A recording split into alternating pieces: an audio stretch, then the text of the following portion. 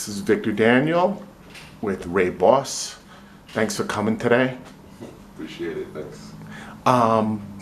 You know, a lot of people on the street, they talk about Ray Boss, and I wanted to interview you today because, you know, not that many people know you, and you got such a great game. When did you start playing? I started at like age 10. My stepdad, he was like the undercover A, and he used to teach me and show me techniques, show me shots. What was his name? Hector. And where was this? This was in Tompkins Square Park. Okay, It's gotcha. in the city, Lower East Side. Gotcha. So you were about 10. Yeah, I was 10 years old. When did you start playing competitively? I would say like 14, age 14. Like right when I hit puberty, pretty much. And you know, once I got a little man strength, you know, I started joining B tournaments, C tournaments, and you know, I would do pretty well, like third place, second, or sometimes win. So this is when you were like in your teens? Like 14. Gotcha. 14 to 16. So what was your home park? Where did you play? Where did you frequent? Well, my home park that I played the most, I would say, is First Park. That's on First Street, First Avenue. Okay. And I played a lot there, primarily there. And then I migrated to Grand Street, Chinatown, when I was like 17. Yeah, that's where I heard about you. And that's how everybody knows me. Like, you know, we're known from Chinatown, so. What kind of park was First and First? Or is it now? It's pretty mixed, you know, a lot of Spanish, some Asian, you know, black. I like it because, you know, it's like a lot of traffic. You see a lot of people coming back and forth. And I went to Chinatown, you know, I migrated to Chinatown pretty much because I heard there was a lot better players there versus, you know, First Park. So I went to Chinatown around 17, and then, you know, until I got my A card. And that pretty much, you know, excelled my game, playing in Chinatown more. Who would you say were like mentors or people you might have modeled, you know, parts of or most of your game like? Did you have any mentors? Or who did I watch more? Yeah. Damn, I have a lot of people, man. That kind of like taught you? Yeah, I learned a lot from a lot of people. You know, I was still like, this guy's hook. This guy had a drop shot. You know, this guy hit the ball with his left a certain way. You know, I kind of like modeled it from a lot of people. Gotcha. A lot of the older heads, I would say. Right. This guy named well, he's like an old school legend, Dave Melendez. Okay. He used to teach me on Sundays. He used to teach me how to drop the ball. I had this one guy, Victor, another Victor.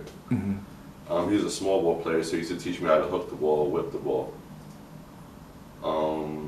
My flat hand, underhand, which is my signature, I kind of just naturally got that on my own. Yeah, it's really a good shot. That you picked up on your own? Yeah, that was natural for me. I always had like a natural in that. Nobody ever like told me how to do that. What about that serve you do, that you kind of do deep to the left? Those serves, I would say Little Eddie. Okay. Little Eddie. Yeah. You know, he has a lot of crazy serves, He so does. I always like kind of mimicked him. Gotcha. And yeah, like I pretty much got a lot of, you know, small things or little things from a lot of people, you know, and I just try to incorporate it into one game. What type of training were you doing at that time when you were going for your A? You said you became, what, an A at 18? Yeah, like 18. I was saying like 19. Right, it was like right after high school. Right. Training, I was just playing handball every day. Right. No running, no cross training, no working out in the gym. No, not at that time, no. I mean, I was going to the gym, but I was avoiding lifting heavy. It was more like calisthenics. Gotcha. Anything Gotcha. with weights would be like for my legs and maybe some biceps. What about running? Were you doing any running outside of the handball courts? Not so much. I remember doing like a mile a day, a little bit, but I didn't incorporate too much running because it could be taxing on the knees. Sure. And on the joints. So I did some running, but not a bunch. I know. I just saved it more for the handball. Who were some of your tougher competitors as you're, you know, growing up? mm, I would say, definitely Timbo for sure. You played him a bunch of times? He used to go to Gus. Gotcha. That's probably where I played him the most. Gotcha. And he would win some, I would win some. It was all money games, nothing like in a tournament. Right. So just So mostly money games. He would mostly. play with like Carlene. I would play with like Lefty Earl or something. Gotcha. So were you playing him straight up singles or just mostly doubles? Nah, it was mostly doubles because in the indoor courts, Yeah. it's very rare to play a singles game. Yeah, it's small. Everybody's there waiting. Yeah. So you got to put as many people on the court as possible. Gotcha. But Timbo for sure, Gio, Rookie, when he was in his prime and I was a kid. Pretty much, the top players that are now. Yeah. The same people. So did you play Tavo outside of this recent tournament that you were in? Yeah, I played Dabo several times, not in singles. I played him left to left once. He beat me 21-19. Oh, that's But this is when I was like not playing at all. Like I was just working a lot, doing my thing. I came to the park and he came to the park. We played left to left real fast for gotcha. money, and he beat me by a few points. I was like, oh. But I played him in doubles. I beat him a lot in doubles. In singles, he's definitely a great singles player for sure. He's also great in doubles too. Don't get me wrong, but Oh yeah. I played him. I'll say I played him more in doubles than I had in singles. Gotcha.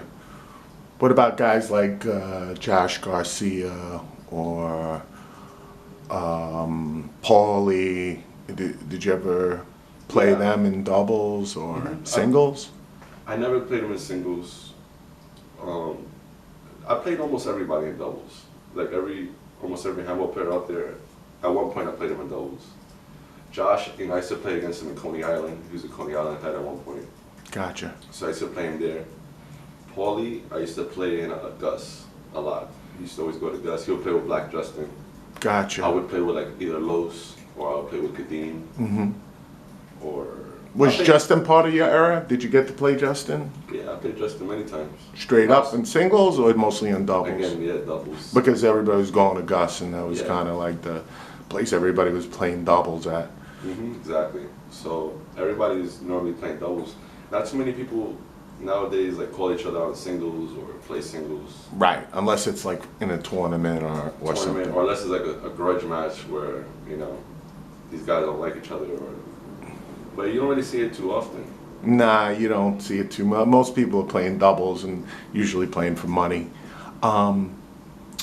Who would you say was like your toughest opponent in tournament action? It's hard to answer that because I played in a lot of tournaments, but they were all in the B division. Gotcha. So All right, so in your B division, who were the toughest opponents in your era when you were getting your A? at that time, really no one. You were dominating in the Bs? Yeah, me and Kid Justin, we won every tournament pretty much. We lost one tournament in the finals against Iron Man James and Lefty Artie, Gotcha. and that was only the one loss we had. But every other tournament we won, and also by far, it wasn't even close. And then I played in the B singles, won that. I played Kid Justin in the finals, but at the time he was my partner, so it was like kind of weird playing him. Right. Did you guys play up, straight up, like? We did, but we was kind of messing around, and Gotcha. we didn't take it too seriously. But you were both playing doubles with each other through the Bs? Oh yeah, exactly. Yeah, we played in all the B tournaments, and we won them all. Gotcha. I played in one B tournament also with Pazmino. And, How'd you do? Yeah, we won. Gotcha. By far too. It was like 21-5 or 6, probably in the finals. Well, you got your A card at a very early age. What do you feel is that trait that you have that separates you from others? Well, one, I've been playing handball since I was 10. Most people start at 15, 16, 17, maybe even later. So that I have an advantage because, as a kid, you learn a lot more, you learn quicker. Yeah. And I just been around the sport, you know, at a young age, so long that I just built up a ton of experience very fast. And at one point I was a handball fanatic, you know, that's all I thought about, that's all I did. You were doing it every day? Yeah, when I was, you know, from 10 to like, I was saying 18, 19, that's literally all I thought I did. Gotcha. I would cut school so often just to play handball. Gotcha. And that's probably the advantage, you know, I just play so often. And then, you know, I have two good hands. I've always tried to stay in shape.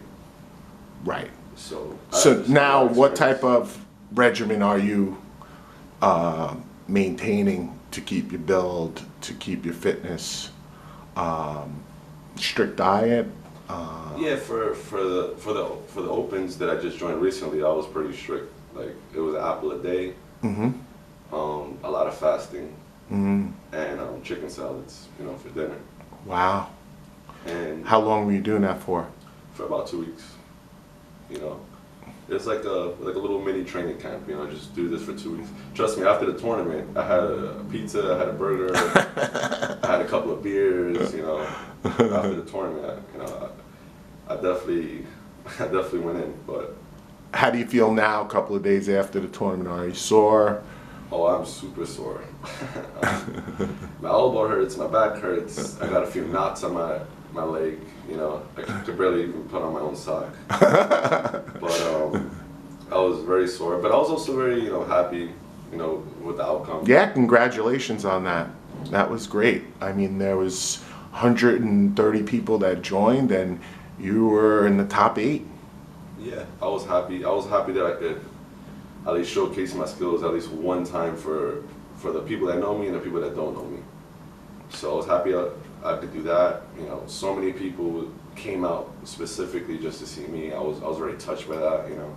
Yeah, there's a bunch of, part of the reason why I'm doing this interview is because there's so many people that were coming to my park, Promenade, that were talking about you. And then when we saw you at the tournament recently, we're like, wow, you know. And I know you're not in this area now, but hopefully you could come back and visit. What type of advice would you give to like someone that's starting in handball? I mean, if you want to be an 8 player Mm-hmm. and you're starting, you know, you have to play handball almost every day. Right. Try to put in as many hours as you can, even if it's hitting the ball by yourself, Mm-hmm. or playing doubles or singles. Also, I would recommend always try to play against players that are a lot better than you. Mhm. Don't shy away from those games. Mm-hmm. The thing about handball is a very money sport. Like, so you always have to play for money. Mm-hmm.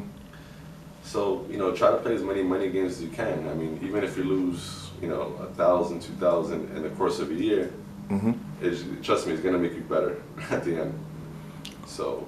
Were just play as much. were you practicing a lot alone, or were you using like games as practice for you? Like, how was your regimen like that? Well, for this tournament, I try to get a few exhibition games, Mhm. and you know, I'm good friends with Dave Velez, so we got a few games in. I played several 2-on-1s, Wow.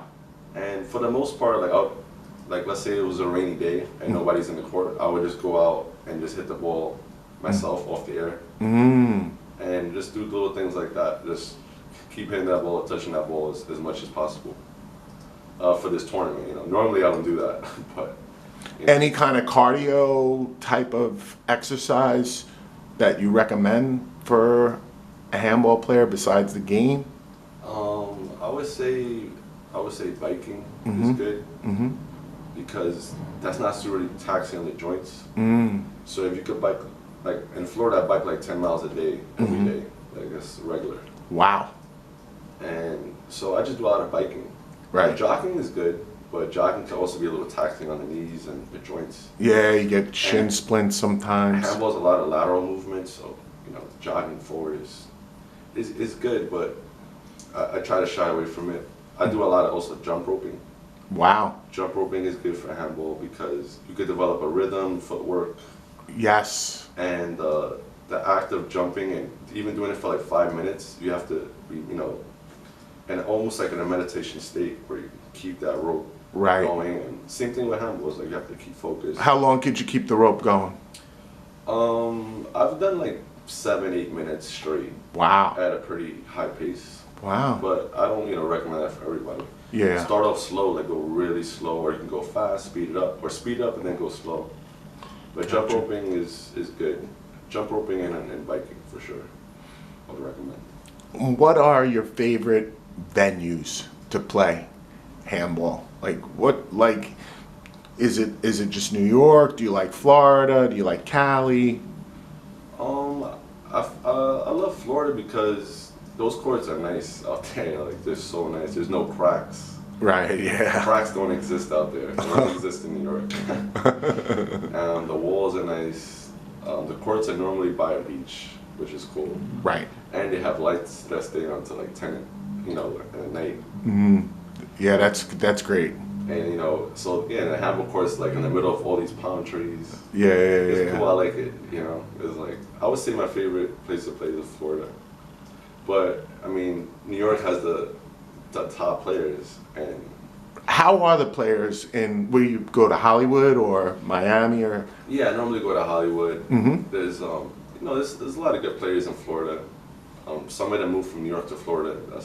That's how they got a little group out there. But,